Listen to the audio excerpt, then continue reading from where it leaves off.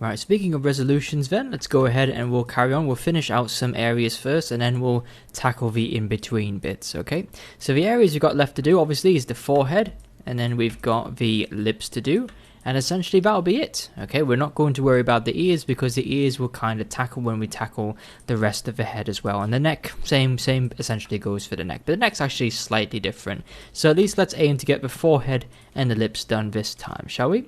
So back in Affinity Photo, you see I've cleared out all the other open documents because of course they're very large files, so it's always good just to clear the memory every now and then. Let's go ahead and we'll tackle the forehead, shall we? So, what do we do usually? We go ahead and take a rectangular selection box. You can see I'm pretty much taking almost all of the face this time, which is deliberate, okay? But I've got the top part taken there as well, which is the important part. So let's go ahead and Control C, and we'll put that into its own document there. So that is a whopping 12,650 pixels. That's a big one, okay? Actually, it's not a square, which is that's a shame. I thought, oh, it's drawing a square there. Never mind. So anyway, what do we have to do here? Well, we only want the top section, okay? So because it's an odd shape, it's not a really kind of central shape here. We're just going to go with it manually done. So let's go add a new layer and we'll soften it using our kind of manual process of painting a black vignette around the edges. So maximum size for me is a 4000 pixel brush, hardness of 0, that's all I can do. So I just want to try and get the area above the brow here, and you can see that actually my computer's struggling a bit, so let's delete half of it because we know we don't need that much. There we go. So just worried about this part up here, okay? Save our computers a little bit. So let's draw in there. We're just kind of just above there. You want as much detail as you can. Try and keep it in, but we do have to feather it out to make it nice and soft. And you can see my system's really struggling to do this and have the head open in the next window, or maybe it's OBS. It could be the fact it's running OBS at the same time. Okay, there we go. And that's quite a clean one there. Not too bad.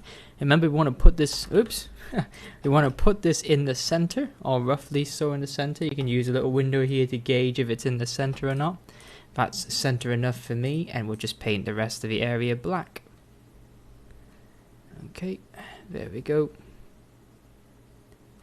So essentially we've just got a forehead island in the middle. Okay, massive size, but that will be okay. I mean, technically you don't need it to be a square. Should we try it? Let's just crop it out, shall we? Let's crop it out. See what we get if we crop it out. Let's see what we get. Export. Remember, this export is a PSD. And this one we'll do forehead _A.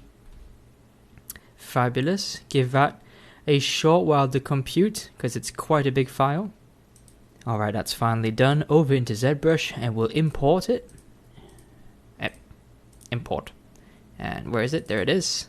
Might take, oh, that was quick. Okay, let's see what it looks like if we just drag it out now. Remember, we've got to do drag rectangles. My values have been reset. What does it look like? Yeah, that's okay. Not too bad. That's fine. Now, you might have noticed there, as I dragged it out, you've got this kind of lump area on top there. And what that is because it's tiled. You see, because it's not a square, it's kind of tiled itself, you know, without our permission. So let's undo that. Let's go back to Affinity Photo, and that's what happens when it's not a square. It doesn't work. Okay, so remember there was a reason for the madness of keeping it a square. So let's just go back. We'll export it as a square texture this time. A little bit big, but that's fine. So it's just to stop it from tiling itself, which is an important thing. Looks like it might be. Nope, it's not done yet. Okay, that's exported. Let's go to ZBrush. And remember, we've got to manually re-import it all. Let it think for a bit. Taking quite a while. Yes. Oh dear, that looks bad. What does it look like if we drag it out? It looks bad. So something's gone wrong there. Not so good. Back to Affinity Photo. Maybe we'll have to. Let's do a bit of tidy up here. Let's that looks okay. File, export, PSD, yes. Okay, let's just try it again. We'll do, actually, yes, we'll do it forehead A2. Just so it's not the same file, it creates a different file instead. Okay, third time lucky, guys. What do we reckon? Let's go. I'm struggling to hit the import button. Let's go forehead A2. Oh wow, I think, you know what it is, I think the file size is just simply too big. It's just, obviously it's just not understanding what we're trying to do there, which is it's a shame. So if you're having this problem here, I suggest let's do a few things to fix this. Let's resize the whole document. So I know we're going to lose a bit of resolution here, but let's try something a bit more manageable, like 7,000 pixels. Just because it's over 10,000, it possibly is just simply too much. We're asking too much of it, but already at 10K, that's a lot of resolution. So but let's see. And it seems to be having a much easier time exporting it this time. If you've been wondering, if it's a bit slower, it'll be a bit slower for you guys because I've been pausing the recording. So yeah, I haven't gone mad or anything. Let's try forehead A2. It's still corrupted. Oh, that's really disappointing. Alright, there's nothing else for it. Let's export it as something else. We'll export it as a PNG. Filthy PNG. Let's see what this does for us. So forehead, and we'll name this A. We'll do PNG, shall we? Just so we can tell the difference when we import it. So hopefully saving as a different format will give us some, well, you know, some results. Let's go ahead and try it again. And fourth time lucky. There we go. So if you encounter the same issue, guys, just troubleshoot it a little bit like that, I'm afraid. Couldn't tell you what exactly was the problem there, but it does happen. Okay, anyway, back to what we were doing. Let's drag it out, see what happens. Yeah, okay, not too bad. That's okay, that looks alright. But can we enhance it a little bit? Let's go over to our alpha palette, we'll modify it. Let's bump the contrast up to 1.4 and see what we get. Let's try and put it a little bit lower, because we wanted to line up with the bottom here, and you can see that's probably actually a bit too much. So let's do 1.1 contrast, a bit lower, and I would sort of say, it's tough to tell. Let's try one more time, a bit lower even. That's too low. A bit higher. Oh, that's a bit too much as well. Let's go a bit higher. A bit higher than that. It's just about finding the sweet spot. And apologies if it looks like I'm just kind of dragging in and out of the same place. Okay, that looks technically on point. It does. If we just go back to Affinity Photo and check how that looks for ourselves here. Yes, we've got the kind of vertical lines up above the brow, which we have there. Let's take the brow away because we can't see what we're doing here. And yeah, they're a little bit low. It could be done with doing a little bit higher. So something like that. I'm going to go for that. Okay? Something like that, guys. And it might look a little bit odd to you, but I'm going to go for something like that. Alright? Fantastic. It's a little bit lower. It hasn't quite got the rest of the forehead, but that's okay because I've got a plan I'm going to show you in just a minute. Alright? Effectively, you could say that if you put the hair on, it hasn't covered all of it, but it's more or less covered the part. Oops. It's covered the part that you would be.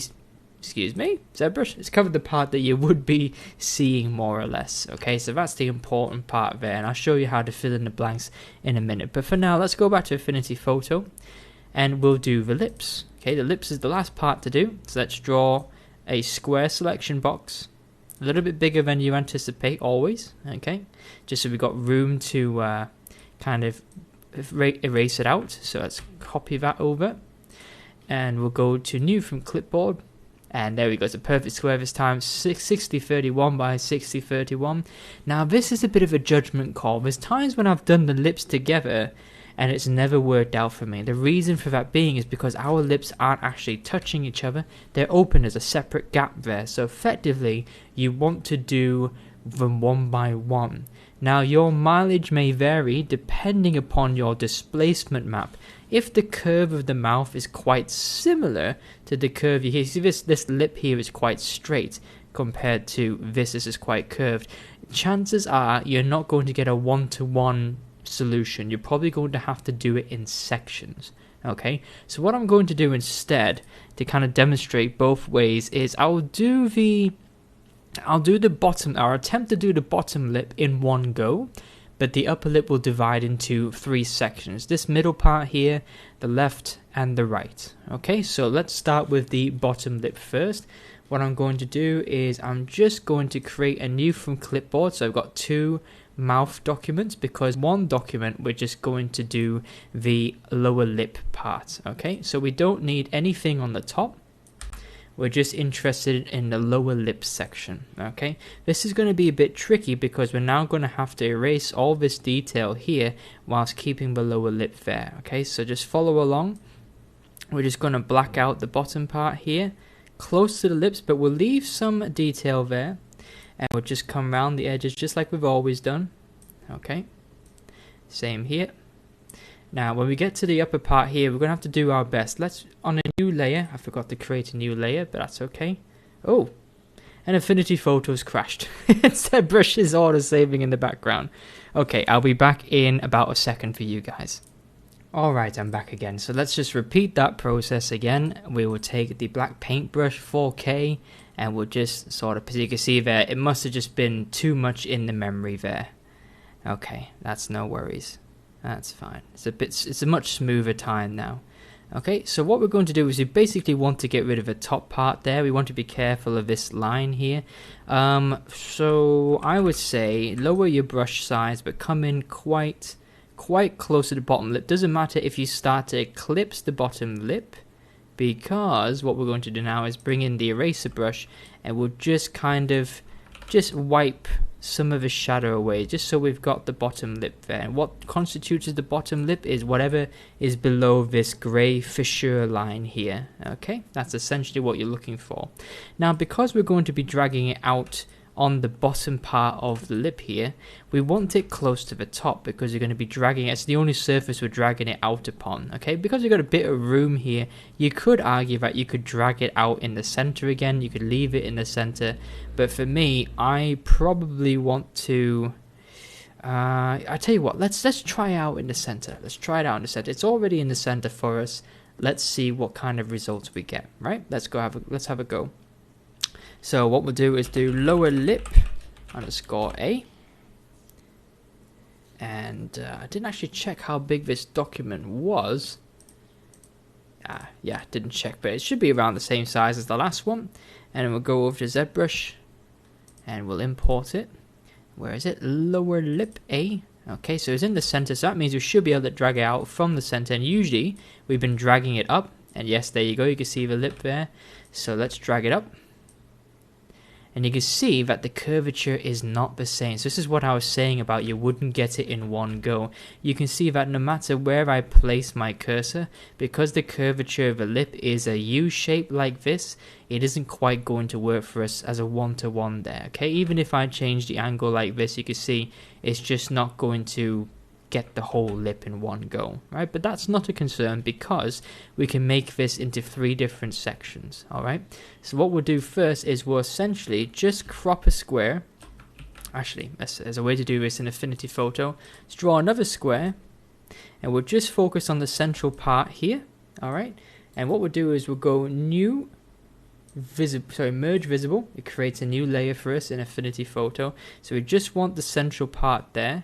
You could argue let's go a little bit bigger, but draw a square still. And we'll copy that into a new file. And then we'll do exactly the same as we did last time. We'll just come in with a smaller vignette around the edges there, just to help it blend with the other sections when we bring them in. Okay, so File, Export, Export, and we're going to go lower lip, not lop, C underscore A for center. Excellent. Let's go ahead and import our lower lip center. There it is. And let's drag it out, see what we get. And you can see we've got a lot more control this time. Okay, essentially that's what we're after. But I do want to increase the contrast a little bit, because the lips should be quite detailed. Okay, and you can see there that you can go quite large with the central part there. You see it almost kind of lines up with the rest of the face as well. So actually, let's go crazy. Let's go 1.7. Let's do it. Why not? Drag it out, and you can see there where's the kind of detail. You could even go a bit lower. I would say a little bit higher.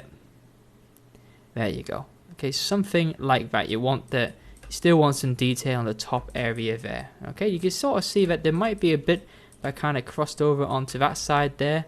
That's okay, you can just gently smooth it away, that's fine. So that's the middle section done.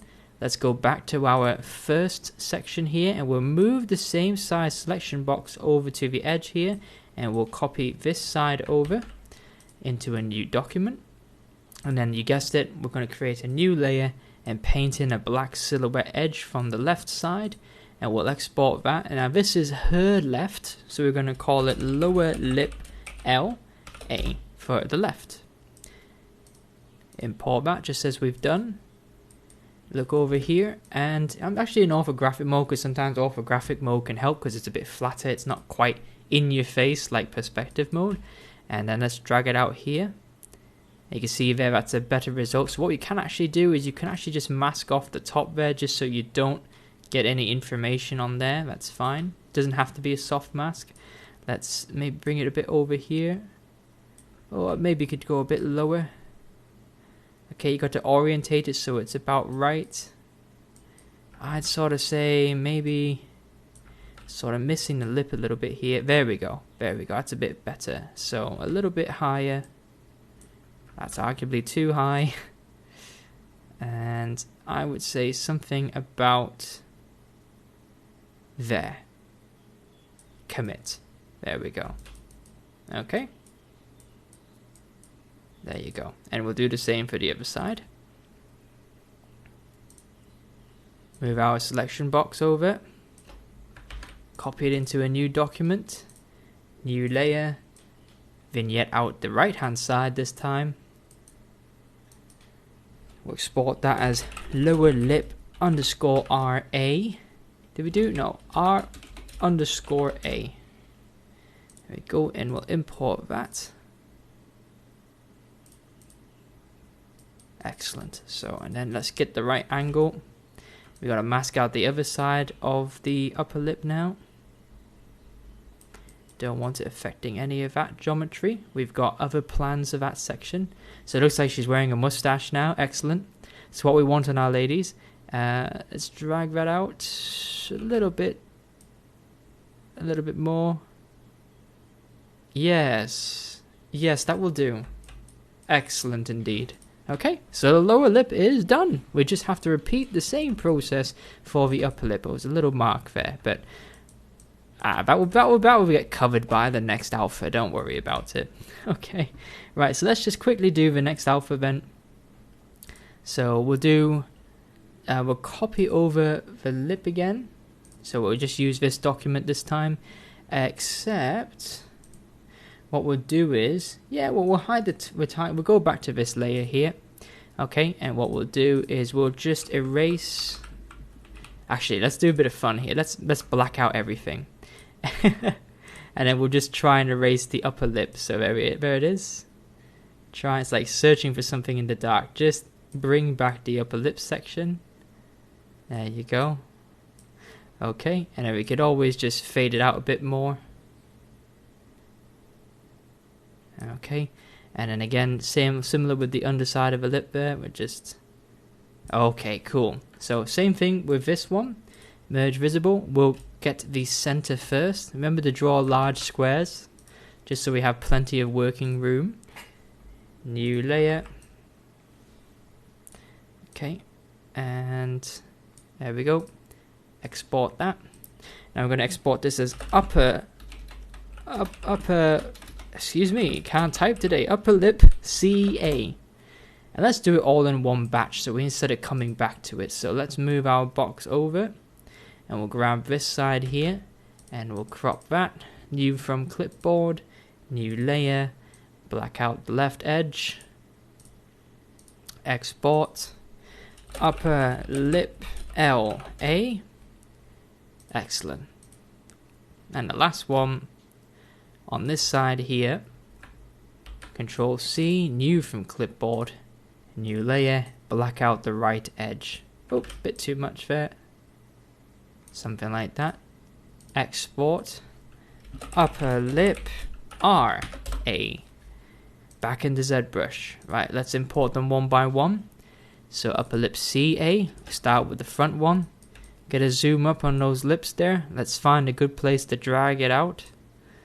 Okay, that's almost, I would say that's quite spot on actually. I was very lucky. I could even try and line it up with the other lines that are there still. That's fine. That worked out exceptionally well. And then let's go to upper lip left. So let's just get a good angle on that. Here we go. Just drag it out. Are we going to be as lucky? Nope, we're not. Let's drag it out. Something. Oh, there's a bit more over here. Oh, I'm so undecided, guys. I think something like that will do me. Okay. And then we'll do the other side. Upper lip right, alpha. Let's start. So we're at the top. Oops. Nearly. Oh, I think it needs to be a little bit higher. Hey, something like that. Nope. That looks good to me. That looks good. Just line it up and place. Okay, there you go. And there's a lip detail done. Not bad, eh? So there we go.